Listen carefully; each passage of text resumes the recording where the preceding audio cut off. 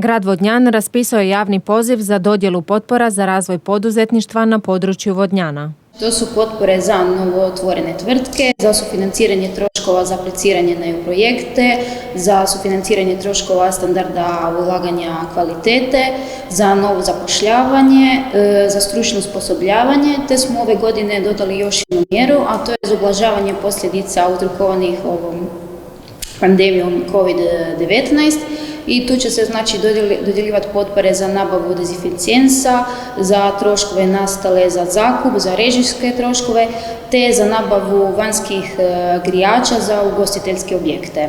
Svaka potpora ima svoje određena pravila, to je sve prikazano u javnom pozivu koji se nalazi na web stranici grada. Znači to su potpore od 5.000 do 5.000 kuna te 8.000 kuna ukoliko se radi o novom zapošljavanju.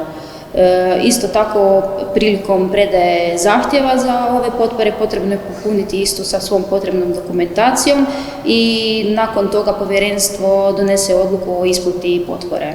Potpore mogu zatražiti svi poduzetnici iz područja grada Vodnjana koji nemaju dugovanja prema gradu, a proteklih je godina pristiglo najviše zahtjeva za potpore za novoosnovane firme. To su u principu sve mlade tvrtke, mlađa populacija koja iskuša prvi put ulazak u poduzetništvo.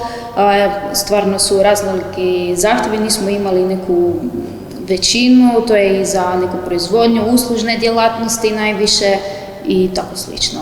U principu potrošimo oko 50% namijenjenih sredstava i to je ovako dosta brzi proces. Od kad se predaje zahtjev u roku od mjesec dana se već dobije rješenje, odnosno zaključak o dodjeli potpore. Prijave se mogu dostaviti do 15. prosinca.